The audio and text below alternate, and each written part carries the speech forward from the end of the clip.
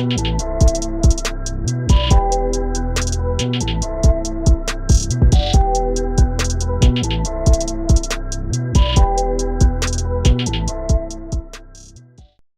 what's good? Episode 196, Stash House Podcast. Your boy Tyler checking in. First time listeners, thank y'all for tuning in. If you tune in weekly, salute. And just an episode, saw some topics you want to hear about. Salute to you as well. Like, share, subscribe, retweet, whatever you do to help support the podcast. Greatly appreciate it. Hope everyone had a safe and happy new year. Make sure you guys pay attention, tune in, all streaming platforms, Apple Podcasts, Google Podcasts, Spotify, Anchor app, YouTube. Forgot to say that. Once again, Happy New Year. I know last week, my first episode of the new year, but that was pre-recorded, so this is my first time actually back in the studio, really in some weeks, because I pre-recorded some things for the rest of this month as well. So, Happy New Year. Hope everybody stays safe. Enjoy yourself with your family, your friends, your loved ones, all that good stuff, and many blessings, you know what I'm saying, much success for 2023. If you got long-term goals, make sure you guys accomplish. Short-term goals, stay healthy, be mindful of your surroundings, like I always say. You know what I'm saying? So, yeah, thank y'all for tuning in. I know this episode, one of the ones that not everybody, but if you in the know, you were anticipating because some tragic events happened to me New Year's Eve in terms of Ohio State football. I'm going to get to that later, but much more important news to get to first. The story of Damar Hamlin this past week, if you've been under a rock, Buffalo Bills player Damar Hamlin suffered cardiac arrest last Monday during the Monday Night Football game between the Buffalo Bills and Cincinnati Bengals. And for me personally, it's a story I've been keeping up with since it happened because we saw it play out in front of us. Now, I didn't see the incident happen live. I was watching Monday Night Football, but I was flipping between Monday Night Football and wrestling on Raw. So I was flipping back and forth. And I think the last I saw of the game before the injury happened, the Bills' offense actually had the ball because I remember Stephon Diggs making the catch, and they were saying how Stephon Diggs, his numbers were kind of low the past couple weeks. So they were saying, Monday Night Football, national televised game, Stephon Diggs wants the ball more tonight, whoop-de-whoop. So I remember I flipped back to wrestling, whatever. So when I flipped back to Monday Night Football, it was a pause in the game. So I'm thinking, okay, an injury. Just a regular injury. So I flipped back to wrestling. Was on wrestling for a minute. Flipped back to Monday Night Football. It was still a pause in the game. So I was like, oh, that's unusual. So let me stick with what's going on. And I saw Stephon Diggs teary-eyed. I saw Josh Allen, the quarterback for the Bills, teary-eyed. I saw multiple players, coaches that showed the crowd. It was in Cincinnati too, by the way. So they were showing the crowd. I was like, okay, something had happened. So let me hop on Twitter because ESPN was just going with the flow. It was live television. They was trying to keep up with everything. Let me go on Twitter. And I saw the video with Damar Hamlin and T. Higgins. Damar Hamlin trying to make a tackle on T. Higgins. Just normal football play from what I saw. Normal football play. Damar Hamlin got up, did like a movement with his hand, and he just collapsed on the field. And I saw his head hit the field, so I'm thinking it's a concussion. And then it was like a long pause in the game. And I was like, okay, something is more than just a concussion at this point because we've seen throughout the years, early this season with Tua, with the Miami Dolphins, he had a concussion. Years ago, Pittsburgh, Ryan Shazier, his injury was very, very more, serious in terms of, I think he was paralyzed for some years. I think he just got back right a couple years ago. So we've seen injuries in the NFL where it was more serious than, a broken finger or something like that. So I'm like, okay. Then they came out like, yo, he needed CPR on the field. And I was like, yo, okay, this is way different than just the normal injury. If somebody needed CPR on the football field. And like I said, I saw the play on Twitter, the video of the play, and I was like, okay, it wasn't nothing from the outside looking in. It was like, okay, it was a regular football player, so this is definitely something serious. It wasn't like he got hit in the head and collapsed or nothing like that. It was like, okay, this is a very serious situation going on. So shout out to the Bills, a staff member on the Bills. I don't have his name. I'm upset I don't have his name with me. A staff member from the Bills, he jumped into action very quick with the CPR and possibly could have saved Damar Hamlin's life. So fast forward, was a long pause. The game was suspended. I think the head coach of the Bills and the head coach of the Bengals, they talked to each other. They was like, yo, we're not going to finish this game. It took an hour for the NFL to actually suspend the game. And shout out to ESPN. They did a great job of covering it, giving fans information of what's going on and the severity of the situation. So shout out to ESPN for acting quick on that, working with live television. I know how that can be. So it took the NFL a long time to come up with the decision suspending the game. And as I think about it more and more, because I was saying, yo, it took them an hour to figure it out. I get it. It's live television. It is the NFL, big money making business. I know the NFL wanted that game to keep on going. I know a lot of people haven't been saying the NFL wanted that game to keep on going. You best believe that. That's the sad truth about it. They was probably thinking, okay, he's hurt, he's going to the hospital, let's continue. But I think even if the NFL would have made that decision, the Buffalo Bills players for a fact wasn't going to play until they figured out what was wrong with their teammate. I don't care if the NFL did say we're going to continue this game. It would have been a boycott type of situation from the Buffalo Bills standpoint, and maybe even the Bengals. I get it, playoffs, I get all that. But the Bills, when I saw Stephon Diggs and Josh Allen and all them teammates crying like that, I said, oh, it's more than just a concussion. It's more than a leg situation and more than a broken back or something like that. Like, you saw a player, your teammate, getting CPR on the field. We're not about to play this game, dog. You know what I'm saying? So I figured either way this game wasn't going to happen, but I guess it took a while for the NFL to actually come up with the decision to cancel the game and all that. And I think they're saying now they're not even going to play that game again in terms of the Bengals and the Bills. So with scheduling and all that, I'm not sure how that's going to go. At this point, I'm sure neither one of them really care about playing that game, honestly. But in a time that we in the world where we see stuff on the timeline like that, we see people who work in that field, in the medical field and all that, coming up with these tweets and these reports saying, yo, I know what this is. I know what the outcome of this could be. And even taken away from sports, just seeing within the past few years, or you hear this rumor on Twitter and people saying, oh, no, his manager didn't say that, or her friend didn't confirm this, or TMZ didn't say this yet, so we don't believe it. With this situation, we saw it play out day by day, keeping up with it, his doctors, his PR team, they giving us information.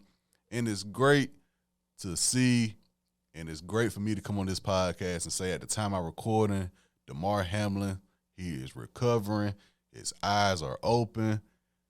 And just to put a smile on my face, when I saw that quote from the doctor, I saw two quotes. First, his doctor. No, first it was him. It said he wrote on a sheet of paper when he woke up, yo, who won the game? And when I say that put a smile on my face, that throughout all this, people was crying. We was praying for the man, his teammates. It was great to see that when he woke up, he was like, hey, who won the game? You know what I'm saying? Like, that's some real football athlete type of deal, man. You just wake up and say, yo, man, who won the game? You know what I'm saying? Like, I'm awake now. Who won? And then the doctor was like, man, you won. You won the game of life. Like, that was dope. Working in this business, y'all, doing podcasting and media and just being on Twitter and Facebook, we so used to seeing RIP and RIP. It's great to see this story play out. He was around his family. His mom was at the game, so imagine her thought process, seeing her son collapse on the field, riding with him in the ambulance, and knowing that he opened his eye, he no longer needs a breathing tube. He breathing on his own. Kudos to Damar Hamlin, man. Prayer works, y'all. Prayer works, man. Like, I'm not in the medical field. I couldn't tell y'all a lick about what I think was wrong with him. All I saw was a hit. He got up and he collapsed. I can't tell y'all what he hit this part of his body, and I saw him fall and his head hit the field. I don't think it's a concussion. I'm not in the medical field, so I'm keeping up with the doctor saying, what the reporters, you know what I'm saying, what great sources are saying.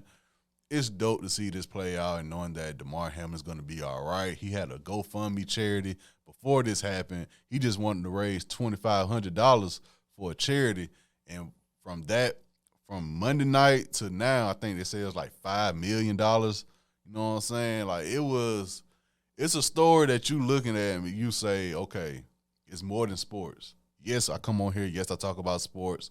Yes, I like to debate sports, but at the end of the day, man, these real people and real things can happen at any given moment. Shoot, if you want me to be honest, the end of 2022, yes, Ohio State lost the game, but I took some personal losses, family members and a family friend. Like, if I can put it any kind of way, it's like, yeah, I won the 12-round bout, but that last round, I had got a couple jabs and a couple uppercuts, but if it wasn't for those ropes, I would have been knocked down. Like, those ropes held me up. So, just keep in mind, this is real life. Anything can happen. National television, scripted shows, anything can happen. So I want to say a shout out to Damar Hamlin, shout out to the doctors, everybody that played a part in helping him recover. It was a serious situation. I'm glad to see it play out. He opened his eyes. He breathing on his own. It seemed like bro going to be all right. You know what I'm saying? I hope he get any type of advertising deals, sponsorships, anything. Get his money. Because I saw somebody, I forgot, a guy from Cleveland was talking about his contract. Like, it's not guaranteed money. I think he's like a 2-year player or something like that, drafted 6th round. Ain't like it was a Tom Brady or Aaron Rodgers or Patrick Mahomes type of player. Like, this is like an unknown guy. You know what I'm saying? So, man, get your money, bro. Get your money. We see how the NFL can operate. I'm positive the NFL wanted that game to keep on going. I'm positive. You can't tell me no different. It took an hour for them to come up with the decision. Fam, as soon as I saw Buffalo and the Bengals go back to their locker room, it would have been like, all right, we ain't about to continue this game no more. The NFL should have made that very clear. We ain't going to continue with this no more. The fact it took an hour, just let y'all know there was some back and forth. They were trying to negotiate something. But once again, shout out to Damar Hamlin. Rest in peace, Gangsta Boo from the legendary 3-6 Mafia. Rest in peace, Barbara Walters.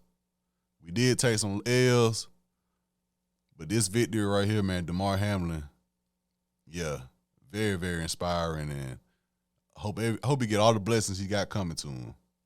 Hope he got all the blessings he got coming to him. Now, speaking of New Year's Eve, y'all know where I was at. I was glued to my television watching the Ohio State Buckeyes versus the Georgia Bulldogs. Very, very entertaining game. One of the best games I've watched ever. No, despite the outcome, one of the best games I've watched. I was up for about 95% of the game, meaning I was standing up. Not being animated, nothing like that, but just standing up, arms folded. You know what I'm saying? That's why I watched the games by myself. Standing up. You would think Tyler was on the sideline next to Ryan Day, the way I was watching the game. Let's just say that. But my Buckeyes came up short. We came up short 41-42. Once again, to beat a man, you got to beat the man. So, all respect to Georgia. They went out there and won the game. No ifs, ands, and buts about it. No matter how we want to slice it and dice it. Shoulda, coulda, woulda. A lot of people telling me this week, man, Tyler, y'all should have won that game. Man, Tyler, y'all could have won that game. Man, Tyler, Buckeye this, Buckeyes that. I said, yeah, you got to play a full 60 minutes. You got to play a full 4 quarters. Shoulda, woulda, coulda, don't matter. That's the way sports go. And people was hearing me, yo, Tyler, you all right? There's a crazy loss. Fam, I'm all right. I'm fine. Now, sadly for the Buckeyes, we continue to be in the situation where we just right there. And that damn defense. I'm going to get on the defense. I'm going to get on Ryan Day. But first, I'm going to start with some salutes. I saluted Georgia already. That's all y'all getting from me. Shout out to Georgia. Y'all won. Congratulations. I want to shout out C.J. Stroud. Talk about a player stepping up, hearing the critics, feeling the pressure, and still delivering. Shout out to C.J. Stroud. C.J. Stroud stats, 23 for 34, 348 yards, 4 touchdowns, no interceptions. 12 carries, 34 crucial yards. 12 carries. I came on here and said, Stroud, if you got room, use your legs. That's been my biggest critique of C.J. Stroud since he's been a Buckeye. He don't use his legs enough. I'm not asking you to be Justin Fields. I'm not asking you to be Braxton Miller. But, man, if you got some yards you can get with your feet, man, take those. Take those and slide or get out of bounds. And he did exactly that. So I'm proud of C.J. Stroud. Easily his best game I've seen him play. Easily. He's a junior. At the time I'm recording, I haven't heard anything about him declaring for the draft. Maybe he will, maybe he not. I understand, get your money. But something tell me, I could be totally wrong. Something tell me C.J. Stroud going to come back next year. I don't know what it is. Mainly because I don't want him to go to the draft and get drafted by a sorry team. You see what my boy Justin Fields got to go through in Chicago. Our running game on offense was non-existent but still effective some type of way. It still kept Georgia front four on their heels a little bit, even though I personally feel like, okay, Henderson was out. Mayan Williams came in. He got a touchdown, but Mayan Williams obviously wasn't in the shape to perform, shape to play. Hayden was out there for a minute. I don't know what, bro, Chip from the Michigan game, the first drive of the Michigan. I don't know. I guess he just was there for that one drive. I don't get it. And you ask me, Tyler, why you want to run the ball when it's a tight-knit game? Fam, we was up 21-7 at one point. If we would have had a good running game going, I feel like the outcome would have been different. That's just my personal opinion. Yes, C.J. Stroud playing lights out. Yes, Marvin Harrison playing lights out for the time being. Yes, Ibuka was playing lights out. Yes, Johnson made a touchdown catch. I get all that. But we up 2 touchdowns. Imagine if we had a running game that was existent. Like I said, though, shoulda, woulda, coulda. Speaking of Ibuka and Marvin Harrison, Ibuka, 8 catches, 112 yards, 1 touchdown. Marvin Harrison Jr., 5 catches, 106 yards, 2 touchdowns. That was a head-scratcher, though, for Marvin Harrison Jr. Marvin Harrison Jr. played lights out the first quarter, and I think he didn't leave the game with that possible concussion to, the beginning of the fourth quarter, maybe the end of the third quarter that happened. But after the first quarter, Marvin Harrison was just out there for a minute, which I get it. Like I said, C.J. Stroud spread the ball around. I get it, but shit, they was letting Marvin Harrison have a field day on them for the time being. So that was a head-scratcher, but I can't be mad. It really didn't affect the outcome, in my opinion. Maybe that last drive, maybe. But leading up to that, I can't say that Marvin Harrison's absence meant that much because Ibuka was out there balling. So I really can't put much on the Marvin Harrison absence with that last drive because before then, we was in a great position. We was in a great position to win the game overall. So I got to salute C.J. Stroud, got to salute Ibuka, Marvin Harrison Jr., the receivers. We did what we needed to do on that point. Ryan Day, play calling. I think need to pass the board to somebody else next year. I already said I believe his seat warm for next year. I already said that. I ain't going to say he on the hot seat next year, but with this game and the Michigan game, his seat is definitely warm for next year. I think he need to pass the boards to somebody. And why I say that, yes, C.J. Stroud making plays. I already said I think the running game could have been, you know what I'm saying, we could have did something with that. The fourth quarter, though, Ryan Day, I forgot how much time left on the clock. I believe we was up. We might have been up 2 touchdowns, if not 1 touchdown at this point. But we was past the 50-yard line. The game in our hands at this point, in my opinion. Whenever it was, the game was in our hands, in my opinion. It was second down. And my thought was, okay, bring in Hayden. Let's just get some yards on the ground. Let's run it real quick. Knock some more time off the clock. Probably get about 4-5 yards. Who knows? We did the play. We just did a couple plays before that where I think it was in shotgun. I remember this play. It was in shotgun. Running back next to Stroud. Receiver come in motion. C.J. Stroud faked the handoff to the running back, throws it to the wide receiver. We just did this play a couple plays ago. Georgia spotted it out instantly and sat C.J. Stroud. They left us at a 3rd and long, which eventually ended up being the field goal. And that was the game-changing play, in my opinion. Yes, we got 3 points, but the way our defense was playing, that goes to the defense. That's what I mean when I say, if the defense play a certain way, the offense got to play a certain way. If the defense letting Georgia just go up and down the field scoring, Stetson just throwing the ball up, receivers wide open scoring touchdowns, that means the offense got to keep Stetson Bennett them on the sideline. So the fact that we gave up a sack, we had to settle for a field goal, Stetson Bennett just drove down the field. I think that was the play where he had a guy wide open because one of our defenders slipped and fell. I want to say that drive happened after that field goal. I want to say I didn't look at the highlights. Clearly, I didn't look at the highlights. But that's my thing with Ryan Day. It's like, man, you got to know the clock management. You got to know how your defense going to react. Yes, the defense made plays in the game, but, I mean, you can't just let Brother just drive up and down the field and score touchdowns on you, man, in a close game like that. Then the last drive, C.J. Stroud led us down the field. Almost gave up a sack again, though, but he threw it away, I believe, and that kept us in field goal range. And the field goal. So, Tyler, what was your thought process with this field goal? My first thought process was, do not let this kick get blocked.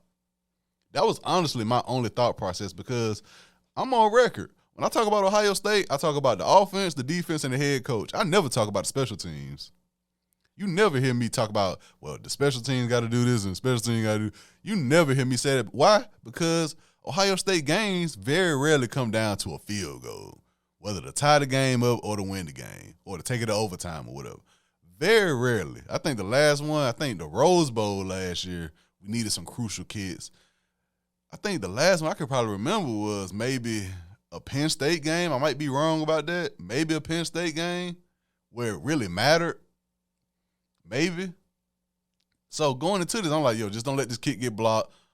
Burrow going to make this kick. And when the ball left Burrow's foot, it wasn't nowhere near the goalpost. I'd rather took it clunking off the goalpost than what actually happened. The lights was too bright. You don't miss a kick that bad from 50 yards. I get it. Trust me. I'm sitting down on the podcast talk. I'm not a football player. Never been a football player. But something just tell me in a big game situation, a kicker knows not to let the ball go that bad off his foot.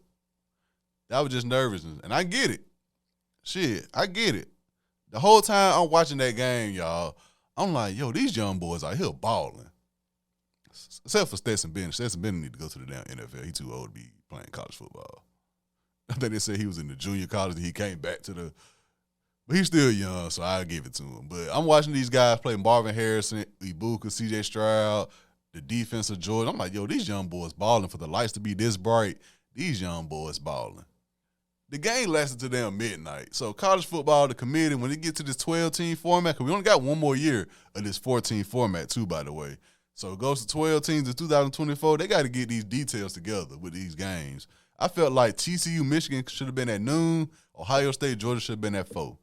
There's no way a game should go. I didn't care not one single damn about the ball dropping at midnight. Normally I watch the Ryan Seacrest, the Dick Clark.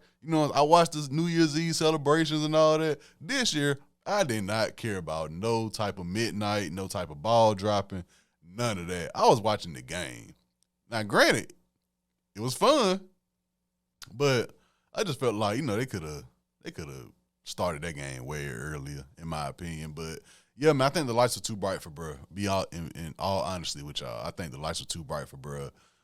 You can't win them all. It's sports. Like I said, I grew up a Kobe fan, so when Kobe and Shaq finally lost to the Detroit Pistons, I was like, yeah, you can't win them all. So, but all in all, I'm proud of them boys, man. I'm proud of my Buckeyes, the way we played. We just got to go over a hump, man. It's a dangerous hump that we got at Ohio State. One, I think our defense need to be more put together in terms of strategy. Like, we got the players, but it just whatever the defensive coordinator come up with. Like, we saw it against Michigan. It's like, damn, dog, like, these receivers be wide open. Like, what y'all be practicing? Like, I think that's what holding Ohio State back, though. In all honesty, we can blame it on the head coach or whatever, but I think that defense is our ultimate struggle. And I said it. Before the game started. So, shout out to Georgia, man. Y'all got the job done. Georgia will play TCU in the national championship. Of course, when you guys hearing this podcast, national championship game is on Monday, so the game has already happened, so I'm either right or wrong. I would like to see the TCU Horned Frogs come up with the upset, the Cinderella story. They did beat Michigan, so I want to send some shout-outs to some Michigan people. I know my homegirl Courtney, she was on the podcast. She's a Michigan fan. I actually called Courtney during the game. It was like just laughing because Michigan, that was a train wreck. that was a train wreck for Michigan. So shout out to Courtney. Shout out to my boy Jordan from the Let Loose podcast. I've been meaning to shout out the Let Loose podcast too, by the way. They gave me a shout out on their podcast about a month ago. I've been meaning to give them a shout out back. So shout out to Let Loose podcast. I met them Facebook group. So once again, like I tell you, I work those Facebook groups. We got a podcast. Do not keep your platform on do not keep your content on one platform. Move around a little bit. So shout out to my boy Jordan from the Let Loose podcast. He is a Michigan fan. And I got to give it to Michigan. Y'all lost. Y'all lost. And I'm seeing rumors that Harbaugh saying if he's offered an NFL job, he could potentially leave Michigan. I saw a rumor about that. I don't know if it's true or not, but yeah. So I know people are like, yo, if Ohio State lost, when you want Michigan to win? No, when it comes to college football, I'm Ohio State or no state. Ohio State or nobody. Like, I don't want my conference to win it. I don't want nobody else to win it. I want my team to win it. That's the side I'm on in college football. So, yeah, at least Michigan not in it. Shit.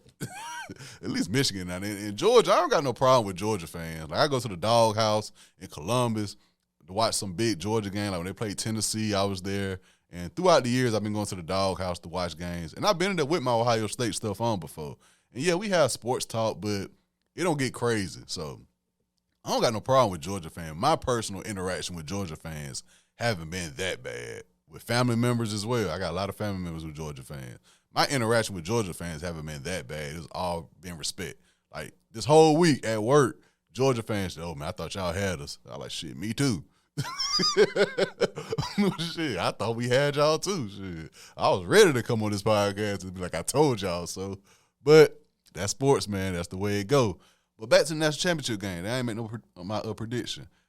I would like to see the Cinderella story of TCU happen, fulfilled. That's huge. When I saw that stat sheet of the people that's enrolled at the school compared to Michigan, I was like, damn, I didn't know TCU was a private school at that. I would like to see that story, but I think Georgia's it'll be entertaining for the first quarter, but I think after the first quarter, if not before the end of the first quarter, I think Georgia's going to pull away, and I think Georgia will be the first back-to-back college football playoff champion. So, shout out to Georgia, man. Y'all went out and won that game. And shout out to my Buckeyes. I'm very, very proud. Maybe this is something we can finally say. I say it every year. We can finally build on something. We know it's the defense. We know it's the defense at this point. Come on. We didn't know it before. How we didn't know it before, I don't know, because we were losing to Clemson. It was the defense. We lost to Alabama. It was the defense. We've been losing to Michigan. It was the defense. We lost to Georgia. It was the defense. 1 + 1 = 2 in this situation. So, Buckeyes get it together on defense. I got Georgia winning the national championship. Salute to everybody, but once again, shout out to Damar Hamlin. Shout out to Damar Hamlin. Through all this, with Ohio State, Georgia, quickly reminded, it's more than just sports. It's more than just sports. So, shout out to Damar Hamlin. Prayers up for the kicker, too. Ohio State, we know how that goes. You miss a big kick, getting tweets and messages and all that. So I hope he's doing all right, too. Hope he's in the right headspace. You can't win them all. Can't win them all. So, yeah, y'all, this episode 196, Stash House Podcast. Your boy Tyler, man. Now I got to focus on my Lakers. My damn Lakers. But, yeah, hope everybody go out, have a great work week, great school week, stay safe, drink plenty of water, stay warm, be mindful of your surroundings. Salute.